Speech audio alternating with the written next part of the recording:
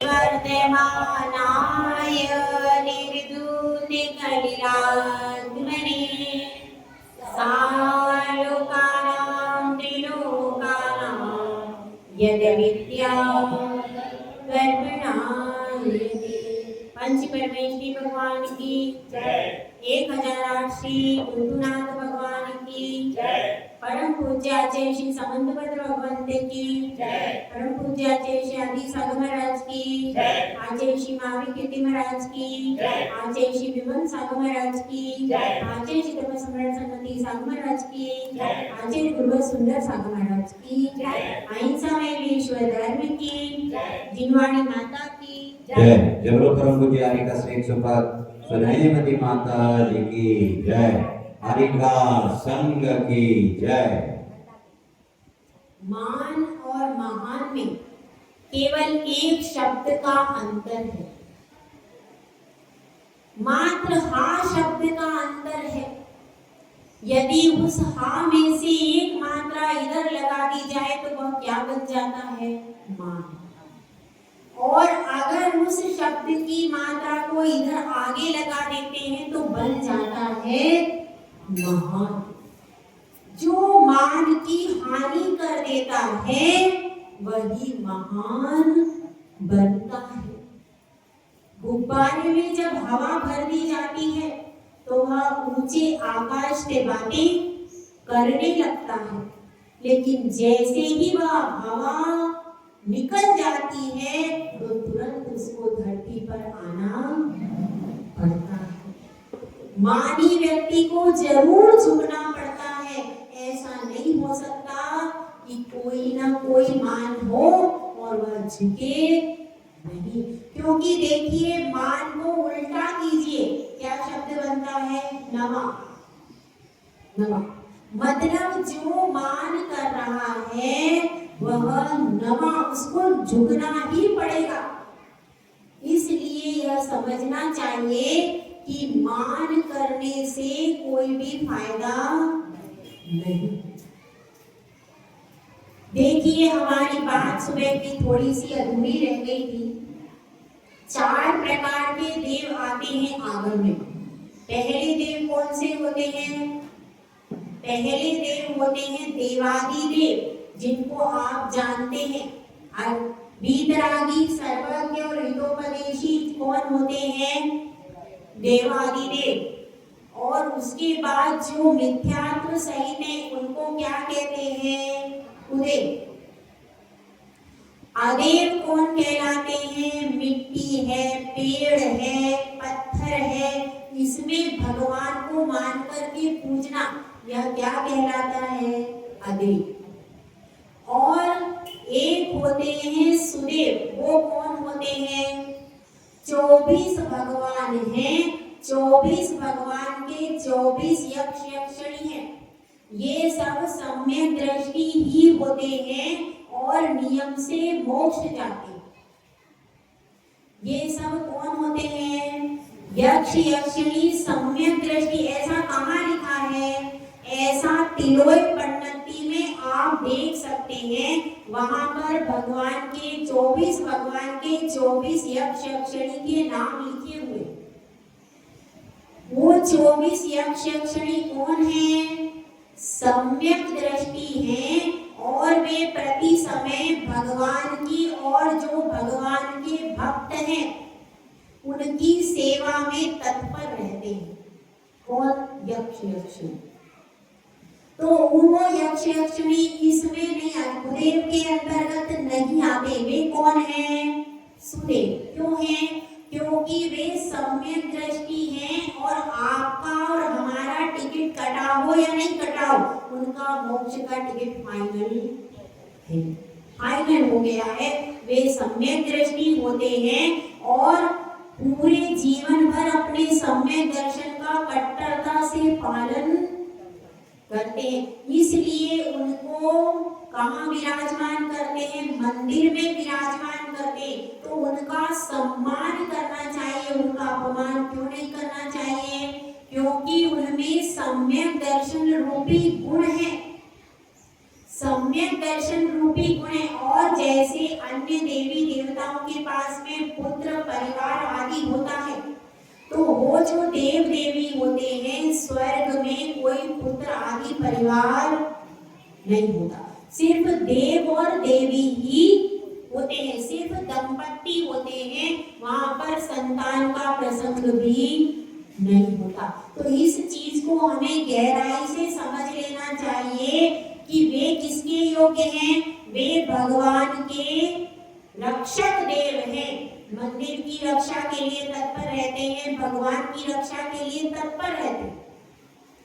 इसलिए वे देवता कैसे हैं, क्षेत्रपाल है, पद्मावती आदि, ये देवी देवता सम्यक दृष्टि होते हैं और कदाचित मंदिर पर कोई उपसर्ग आता है अथवा कहां पर यदि कोई धर्मात्मा पर संकट आता है तो ये आकर के उसका बचाव करते हैं।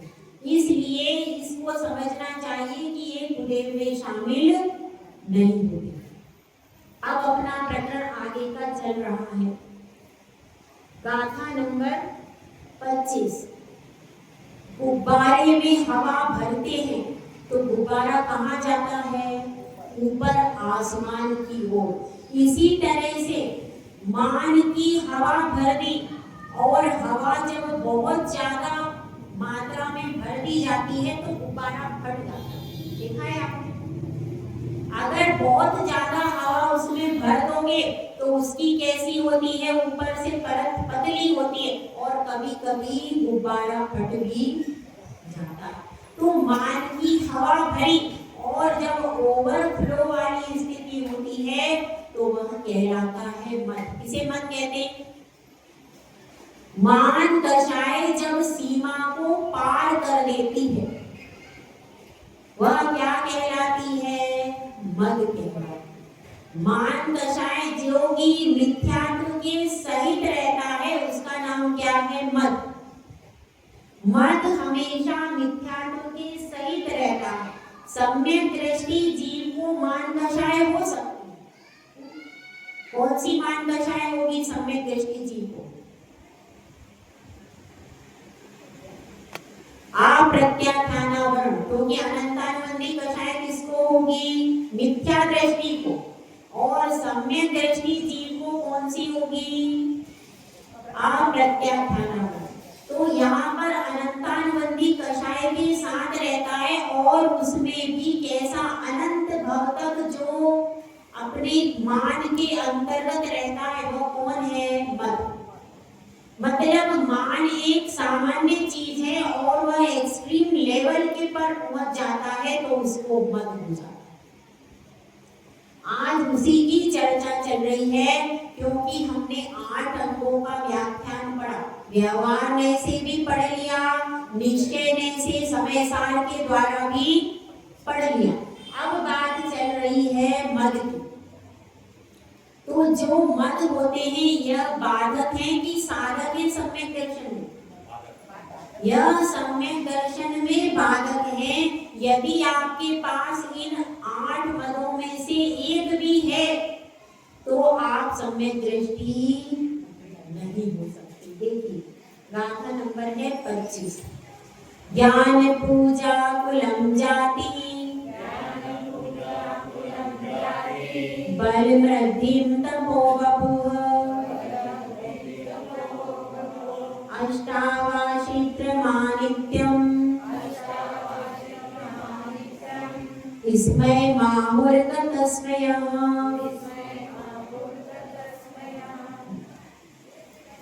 इसमय का अर्थ होता है मद।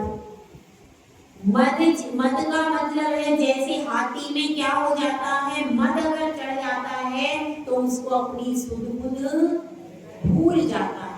इसी तरह से मान दशाएं के बाद और ज्यादा उसको इतना मद हो जाता है कि वह जरा सा भी देखना किसी दूसरे को, दूसरे की बात को सुनना नहीं चाहता, दूसरे व्यक्ति को देखना भी पसंद नहीं करता। तो पहला मद है ज्ञान का मद। कौन सा मद है पहला? ज्ञान का मद किसको था? गौतम स्वामी को। गौतम स्वामी को ज्ञान का बहुत मद था कि मुझसे बड़ा ज्ञानी दुनिया में कोई और नहीं है।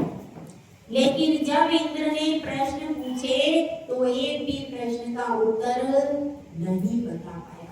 जब उसे प्रश्न का उत्तर नहीं आया तो भी उसने ये नहीं कहा कि मुझे उत्तर, क्या कहा, इसका उत्तर तो मैं तुम्हारे गुरु को दूंगा, तुमको क्यों दूं। इस तरह से गुरु के पास में गए और वहां पर मान स्तंभ देख करके उनका सारा मद वहीं पर विलीन हो गया और प्रथमोपशम सम्यक यंत्र से मिथ्यात्व के 3 टुकड़े हो गए। प्रथमोपशम सम्यक दर्शन उन्होंने प्राप्त कर लिया। इसके बाद देखिए दूसरा है पूजा का मत।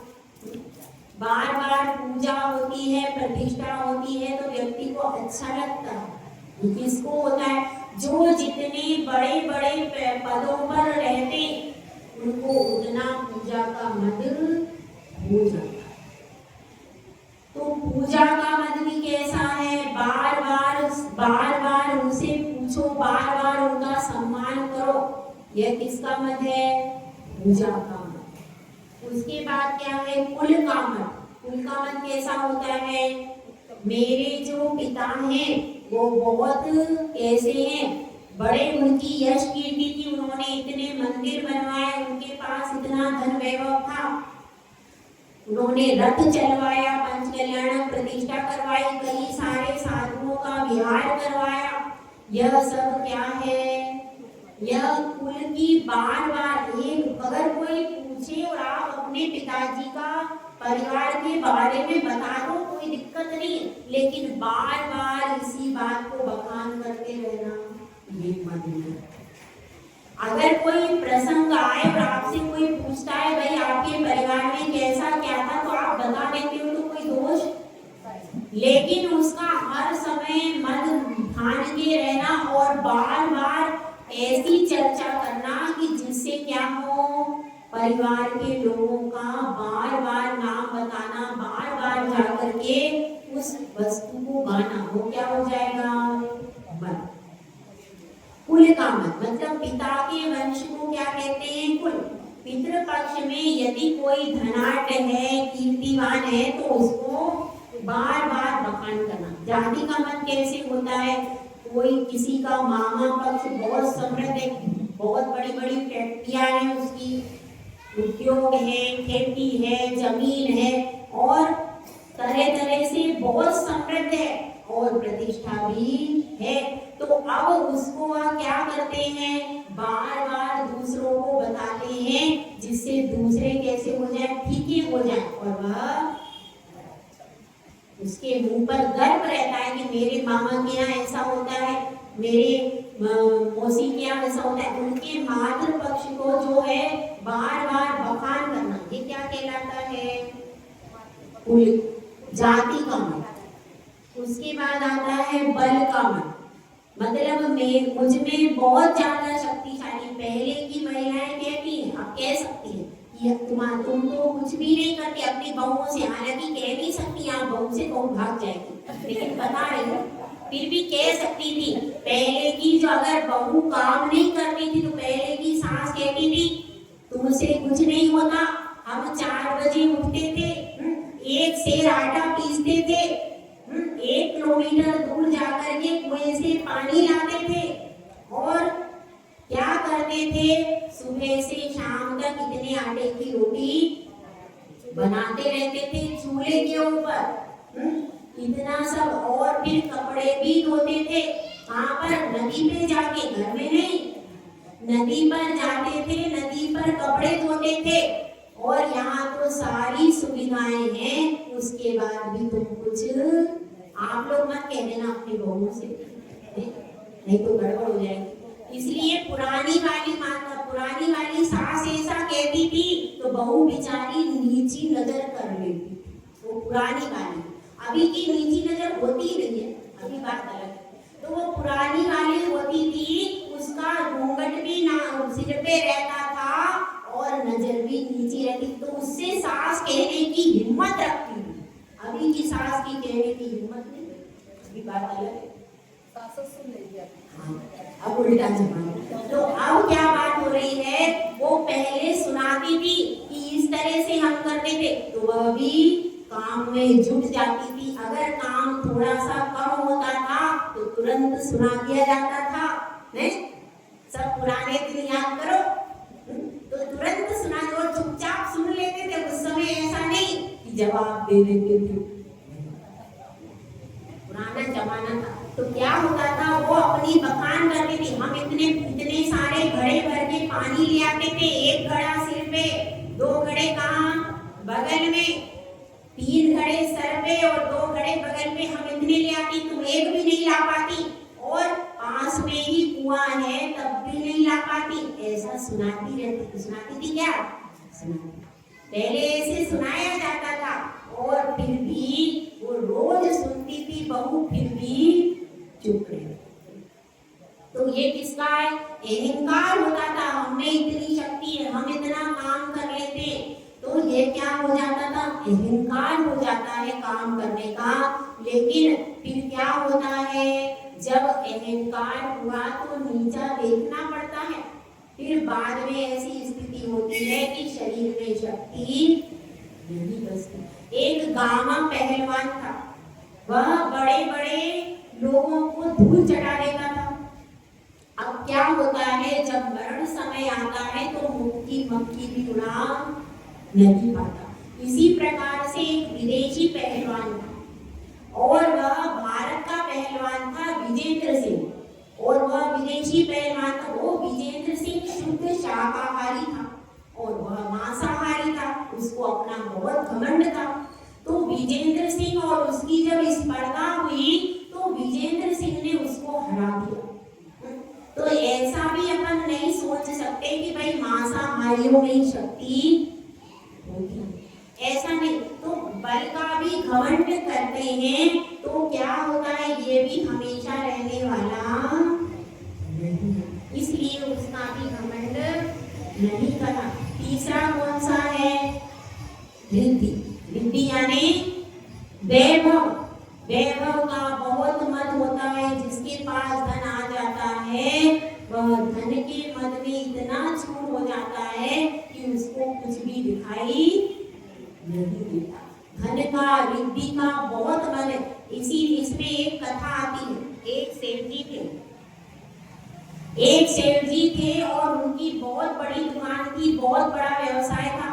अब उनकी बहुत बड़ी दुकान थी, एक दिन बहुत जोर से पानी आता है। तो एक गरीब व्यक्ति था, वह सोचता है इतनी जोर से पानी आ रहा है, ये तो दुकान बहुत बड़ी है, मैं एक कोने में बैठ जाता हूँ। तो वह क्या करता है, उस कोने में, दुकान के कोने में बैठ जाता है। अब सेठ जी जब अपने काम से फारिग हुए तो उनकी नजर पड़ी, यह कौन बैठा है। अब जब पता तो सेठ ने कहा, भाई बारिश आ रही है तो कोई सिर छुपाने के लिए बैठ गया होगा, कोई बात नहीं। तो सेठ ने कहा, नहीं, इसको बाहर निकालो, और सेवकों से धक्के मार के उसको बाहर निकाल दिया। अब क्या होता है, अब देखिए कैसी परिस्थिति होती है। सेठ जी अब अभी चला गया, बहुत दुखी हुआ, बीमार भी था वो और परेशान भी था। तो फिर भी उसको भरी बारिश में अपने घर की ओर जाना पड़ा। अब क्या होता है, थोड़े दिन बीत जाते हैं। अब एक दिन सेठ अपनी गाड़ी लेकर के जाता है और गाड़ी जंगल में खराब हो जाती है। अब क्या करे, बारिश भी गिरने लगती है, आंधी तूफान भी आ जाता है और घना जंगल, रात का समय हो जाता है। अब सेठ जी परेशान, रात का समय हो गया, क्या करें। तो उन्हें दिखाई देता है एक छोटी सी टूटी सी झोपड़ी। तो अब सेठ जी सोचते हैं कि भैया क्या करें, इसी में अपनी पनाह मांगते हैं। तो दरवाजा बजाते हैं। अंदर से जो पत्नी थी वो कहती है कि भाई इतनी रात गए, यहाँ तो जंगली जानवरों का डर है, कोई डकैत वगैरह भी हो सकता है, मैं तो दरवाजा नहीं खोलूंगी। तो फिर बार बार दरवाजा बजाते हैं। तो जो उसमें रहता था वह भी, झोपड़ी वाला भी उठ जाता है। वह पूछता है, क्या बात है भाई, कोई आया है, हो सकता है संकट में हो, अपन गेट खोल देते। तो पत्नी कहती है, इसमें जगह तो है ही नहीं, अब दोनों लेट सके, इतनी सी कुटिया है, इसमें कैसे बिठाएंगे? तो वह कहता है कोई बात नहीं, अपन बोलते थे। जब वह दोनों दरवाजा खोलते हैं तो सेठ अपनी आप बीती सुनाता है कि मैं बहुत परेशानी में हूँ, मुझे रात भर के लिए आसरा दे दो। तो क्या करते हैं, दोनों बैठ जाते हैं। अब सेठ जी भी बैठ जाते हैं। अब सेठ जी को लगता है कि ये चेहरा जाना पहचाना लग रहा है, लेकिन कह कुछ नहीं पाते। इसके बाद दरवाजा और बजता है और दो लोग और आ जाते हैं। अब क्या हुआ, सब ये 4-5 खड़े हो गए, क्योंकि जगह तो उसमें थी नहीं, उसमें जगह थी नहीं, इसीलिए सब क्या करते हैं, खड़े खड़े पूरी रात्रि बिता देते हैं। और पत्नी कहती भी है कि अपन इनको मत बुलाओ कि अपन क्या करेंगे। तो वो कहती 1-2 घंटे की तो रात बची है, कोई बेचारा परेशान हो रहा है, क्या हम संकट में इतनी सहायता भी नहीं कर सकते? कौन कहता है? वह गरीब जो किसान जो घर उसमें झोपड़ी में था। जब उसकी इतनी बात सुनते हैं तो सेठ जी की आंखों से पानी आ जाता है। वे सोचते हैं भाई ऐसी ही एक रात थी, ऐसी ही बारिश थी, ऐसी ही तूफान था, और उसमें मैंने इस गरीब को बाहर निकाल दिया था। आज इसने क्या किया, आज इसने मेरी रक्षा की। और वह क्या करता है, उससे क्षमा मांगता है कि मुझे क्षमा कर दो, मैं अपने वैभव के मन में इतना चूर हो गया कि मैं यह भूल गया कि मानव का धर्म क्या है। मानव का धर्म यही है कि किसी भी परिस्थिति में अपने से दुखी व्यक्ति की सहायता करो, कभी ना कभी वह भी आपके काम में आएगा। समय सबका एक सा नहीं रहता। तो अब इस घटना से क्या शिक्षा मिलती है, कभी भी धन का घमंड नहीं करना। उसके बाद आता है रिद्धि का घमंड। रिद्धि मतलब, रिद्धि का तो हो गया, रिद्धि मतलब ऐश्वर्य या धन होता है। उसके बाद आता है तप का मत। तपस्या करते हैं, बहुत बड़ी बड़ी कठिन कठिन तपस्या करते हैं। कोई नदी के अंदर जाकर के जल में समाधि लेकर के तपस्या करते, कोई पंचाग्नि तप आदि करते। अब यह घमंड किसको था? महिपाल। महिपाल कौन था? पार्श्वनाथ भगवान का कुमार का नाना।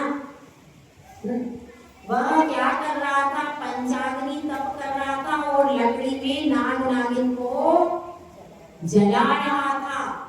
वह क्या वह तप का मत था, मिथ्या तप का मत था उसको कि मेरे बराबर का और कोई तपस्वी नहीं है। तो मिथ्या तप के कारण भी वह दुर्गति में चला गया, इसलिए मिथ्या तप भी नहीं करना चाहिए।